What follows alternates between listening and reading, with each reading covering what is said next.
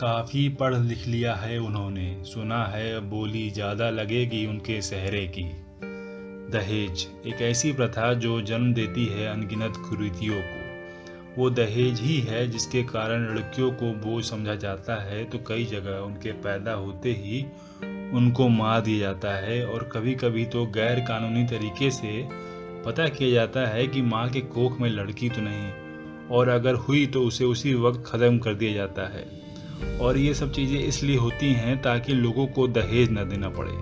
वैसे देखा जाए तो दहेज को गैर कानूनी माना गया है, जिसमें सज़ा भी हो सकती है, मगर इस कानून का कितना पालन होता है ये किसी से छुपा नहीं।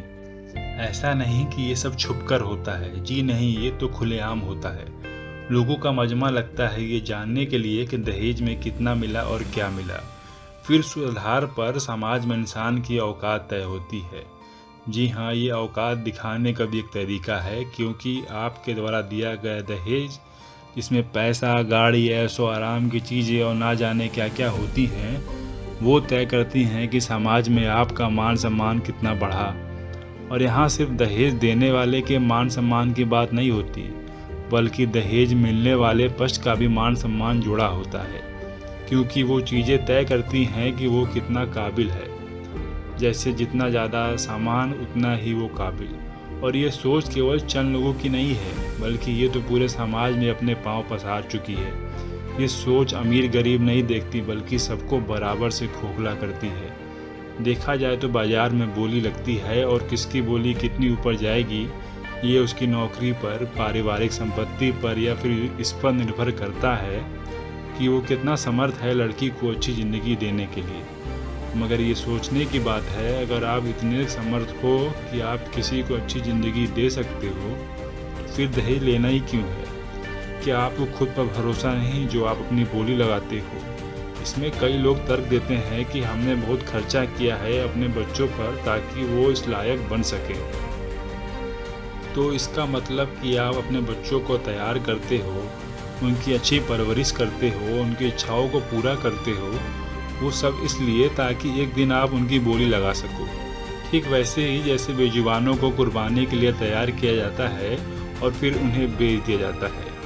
क्या आप इसलिए अच्छे से पढ़ाते हो, उन्हें समझ बनाने की हर संभव कोशिश करते हो ताकि आप एक दिन उनका सौदा कर सको? ये कुछ सवाल हैं जो लोग ऐसा सोचते हैं, उनके लिए एक बार खुद से पूछना जरूर।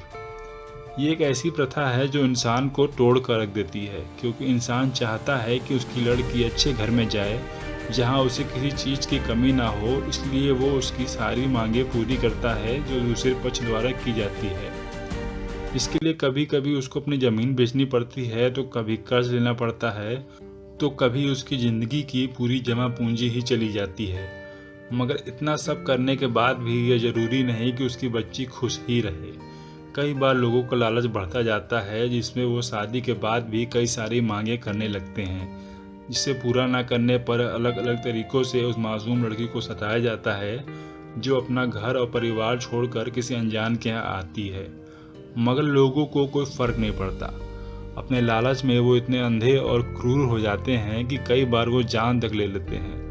असल में दहेज कभी खुशी की गारंटी नहीं दे सकता आपको, क्योंकि ये लालच का वो कुआं है जिसमें जितना भी मिले इंसान को कम ही लगता है। इसलिए दहेज लेना और दहेज देना दोनों से ही हमें परहेज करना चाहिए।